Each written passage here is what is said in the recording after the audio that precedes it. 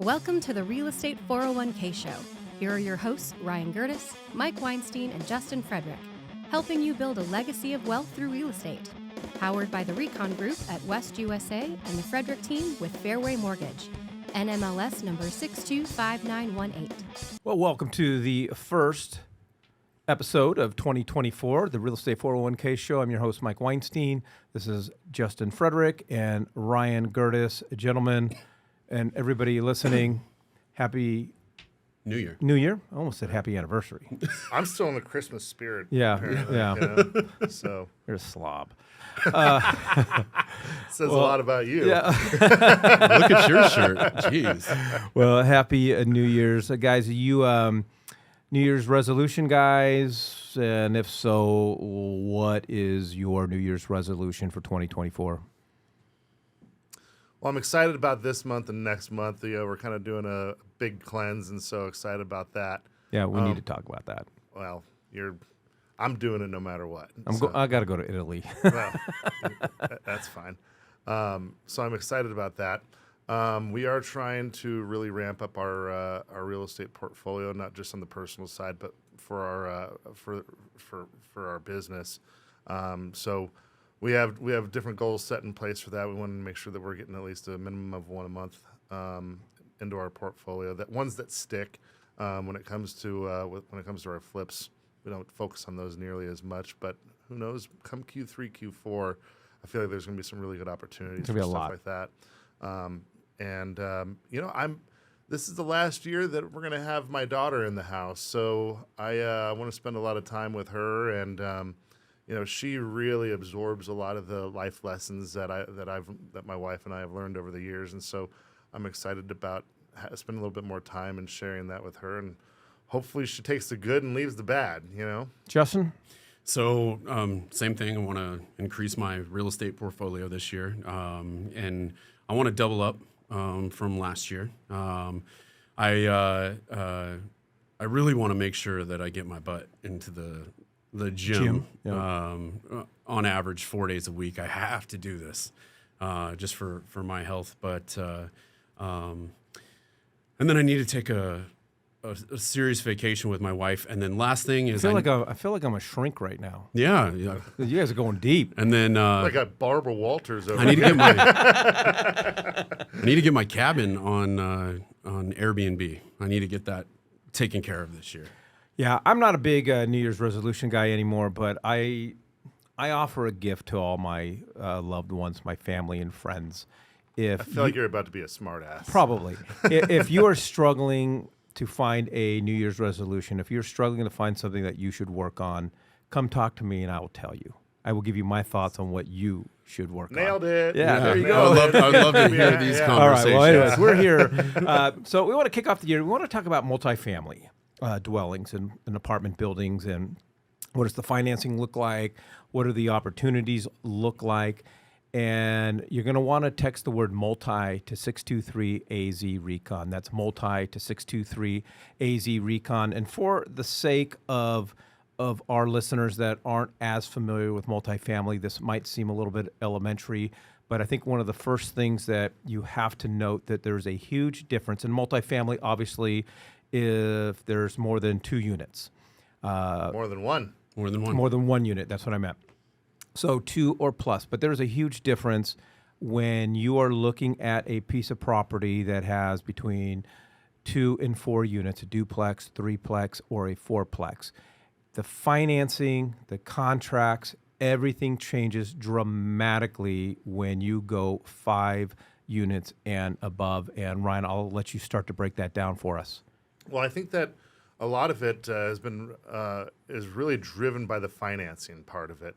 And so we're going to have Justin talk a little bit more about the recent changes that have been made in the conventional space, but there's some really exciting changes. But for us, when there's 4 or less, we can pretty much do conventional financing, the typical conventionals and FHAs and VAs on them. But then once we get to 5 or more, that's when it gets to a little bit different. You're either doing cash or you're doing SBAs or you're doing carrybacks, and And so if you're not familiar with that, SBA is small business, so they're actually giving you a business loan, and so they're not just locking up the real estate, they're locking up the business, and a lot of times they're locking up and encumbering your primary residence or any other properties that you may own. Carrybacks are very attractive depending on the seller and the terms that they're offering. We like to see a lot of those, especially on, when we're dealing with a lot of doors and, maybe we're doing 10 million or plus or something like that, then we have to get a little bit creative. Those are usually for the more experienced investors. So that once we've understood the financial element of it, then we want to start breaking down the actual individual or the entity that's trying to do these types of acquisitions, making sure that they have the financial wherewithal and that they have the aptitude to bring something like that into play. But then also bringing our network of resources, whether it's property managers, handymen, accountants, all across the board. So those are the types of conversations that we're going to have once we start jumping into the multifamily space. But they're really exciting. What I love about them is that we can get wider on our portfolio. So the more you think of it like a spreadsheet, if I can put 5 or 10 different doors under one line, then I'm going to be extremely diverse. If I have a tenant move out, then I'm not up shit creek because I have my other tenants that are helping cover the net. Whereas if you're dealing with single family, once your tenant moves out, you're drawing a big fat goose egg month to month until you get somebody back in there. So I do like the diversification of multifamily. I don't think that if you're a novice investor that you should be too heavy on them up front. But once you have a good portfolio working for you, then you're going to want to see the percentage of those properties that are multifamily really increase on there so that you can get a better foundation on that spreadsheet. All right, Justin, Ryan, I got a ton of other stuff to throw at Ryan, but I know you get all butthurt when nobody talks to you, so I want to, I want to bring you into God knows Mike doesn't want to offend you. Mike doesn't want to hurt your feelings. Thanks, Mike. I appreciate that. Ryan had mentioned some of the changes in multifamily financing, and I'm assuming that we're referring to 4 units, between 2 to 4 2 to 4 units. Yeah, so I feel like this is a good opportunity for first-time home buyers, people that have saved money in their lives or have a 401k that they haven't tapped into and they still don't own a home, or they want to keep increasing their portfolio by jumping from a primary residence to another primary residence, or maybe it's your first home. So you can now buy a 2 to 4 unit under conventional financing with 5% down. And previously, this was 25% down. That's huge. Huge. And loan limits for conventional financing increase as you increase the units. So when you get into those 4 unit space, conventional maximum loan amount is of like $1.4 million. It's actually a little bit higher than that.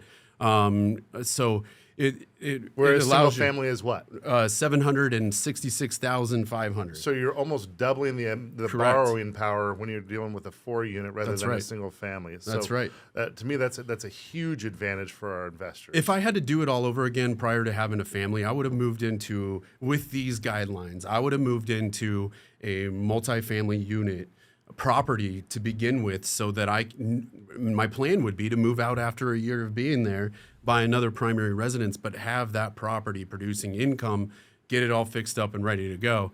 But I feel like this is a great space for people to create wealth and retirement income through this property. So keep in mind, even with FHA loan limits increase as you increase the unit size as well. Don't ask me the loan amounts on 4 unit right now. But you generally make up stuff, so just go ahead. Yeah. One single units is $530,000. Yeah, just don't Google it. Yeah, you can Google it. VA, you can purchase a 4 unit property with 0 down. I mean, that's huge, man. If I was a veteran, that would be wonderful. But there's, I feel like there's a lot of people that are attracted to multi-unit. and they just haven't had the means to come up with it. And if you're buying it as an investment property, yeah, it's a little difficult on $1.5 million to come up with 20% down, but as a primary residence, wonderful. It's a lot easier. Yeah, a lot easier. All right, if you're looking for more information about multifamily properties and what that looks like here, not only here in the great state of Arizona, we got a huge network nationwide, and the systems are still the same no matter where you acquire your property, but we would love to have a conversation with you. Again, all you got to do is text the word multi to 623-AZ-RECON. That's multi to 623-AZ-RECON. Ryan, for a lot of investors, multifamily is oftentimes the next step. Now, in Justin's scenario, you can take now a first-time home buyer and just start the process with multifamily, and there's so many benefits to it. But there's also a lot of things that you need to be on the lookout for. We always tell our investors, because when they're going to buy a rental property or they're going to take the house that they're moving out of and turn it into a rental, that, the question always comes up about property management. We always just say that, a typical homeowner should be able to manage a minimum of 3 of their own properties without having to get professional help. It's not overly difficult. There are hang-ups. There's always challenges, but the systems are, for the most part, pretty simple. When you move over to multifamily, the systems and the support that you need, I think, increase exponentially. You really have got to have your resources and your vendors and your systems of how you're qualifying people, how you're collecting rents and things like that. It's because it can get away from you really, really fast if you're not dialed in. If you're dialed in, and it's not that complicated, but a lot of people get into it without putting together those plans, those strategies, and those systems. And I know you're a huge systems guy. Well, so here's the reality. Let's do a single family versus 4, right? So every decision you make, every dollar that you spend on your single family affects one person or one family, right? Whereas if you have a 4-plex, every dollar and decision that you make affects 4. Furthermore, every decision that you don't make, or every dollar that you don't spend, is going to affect 4 or 1. So when it comes to multifamily, it just compounds. And so that's where a lot of people can either make or break their deals. So recently we've seen one where, it's an awesome complex, but it was a novice investor that wanted to go in there and do it all on their own. And they kind of wanted to, get baptism by fire. And so I'm all about it. That's great. But they just didn't have any business behind it. And for them, their Achilles heel was their bookkeeping. And then their second one was they didn't understand the market. And so they were they made decisions based off of desperation. And so the first person to wave $1 at them, they took it. And so what a lot of people don't understand is that they're making a year-long commitment, and that year-long commitment actually it starts to echo all the way down in their books, because like we've talked about before, we're looking at this from an income approach, not a comparable sales approach. So if you're making dumb decisions with the types of tenants that you're bringing in, then you could really be affecting what your long-term goals are with it. And then on top of that, if you don't have good bookkeeping, now all your P&Ls and your rent rolls are screwed, and you are way less attractive to me because I'm buying into your bag of problems prior to, whereas single family, I can usually pivot out of those pretty darn quick. Yeah, and I think the other challenge is if I've got a single-family home, has one refrigerator, one stove, one microwave, one set of washers and dryers, one water heater. The moment that you have 4 units, you've now just quadrupled the amount of appliances that can go wrong. And that's not to scare anyone. The point of the matter is, what happens, it's highly likely in a multifamily situation that you're going to have an appliance go bad, right? What's your system in place? Where are you going to go? How are you going to replace it? Who's going to install it? And just all the way down the line. And how you vet your people, and because believe it or not, that wear and tear factor is huge. So I'm not going to pinpoint any class or anything like that out there, but if you're okay, if you're a dog person, so you're perfectly cool with allowing your tenants to have dogs, understand that they are going to be doing significant, more wear and tear on that unit than if you were to have somebody that doesn't allow pets, right? And then there's going to be all kinds of different types of tenants out there that you're going to need to vet. All right, we'd love to get you some more information about multifamily. All you got to do is text the word multi, or text multi to 623AZ-RECON. Real quick, probably we haven't even talked about her, but Michelle from our team, what a great story when it comes down to leveraging multifamily to start to begin the process about building wealth in real estate. Well, she put a great deal of effort into learning and purchasing and selling real estate, but then her first true investment was multifamily. But she didn't. This wasn't her first rodeo, and she does have that personality that is very detail oriented and by the books. And then she has a fantastic support group between us and her husband is extremely handy, and she's not afraid to get her hands dirty either, because they're very much so hands-on landlords, which we're more of the systematized ones where we want to bring in property management. But it worked out incredibly well for her, because if there was any mistakes made, they didn't have as high an overhead because they were the ones doing the work. Right. And then part of their model is they wanted to make sure that all their properties were to the close vicinity of where they were living, so that if a pipe were to burst or just some emergency went down, that they could be boots on the ground quicker than not. So she's gone from having one door to having 4, 8, 12, about 15 doors in less than 5 years. And she bought it. I think it was a fourplex she bought. Yeah. Her and her family moved into it. Yeah. And they began to rent out those other 3. Did it on a VA loan. Yeah. And so that was the kicker, is if you are going to purchase a multifamily on a VA loan, you have to occupy at least one of the units. And so they did that for about a year and a half or something, 2 years or something, fixed all the other units up, and then the moment that they hit that threshold that they that they needed to for their VA, they bought their next one. They refied out of that into a conventional product because they had a ton of equity, not only to the sweat equity that they put into it, but the market had performed extremely well, so they were able to get out of that VA loan and get their entitlement back and use that as how they did their next acquisition. They just rinse, repeat that a handful of times, and like 5-7 years or something like that, they've got this awesome portfolio that by the time they say, you know what, I'm done working, they're not going to have any worries. They're going to be able to generate enough income to more than cover their overhead and live a comfortable lifestyle. And that's if they didn't do anything else at all. All right, Justin, in 2 minutes or less, take us through the scenario now. We're looking at 5 units and above. What does the financing look like? What does an SBA product look like?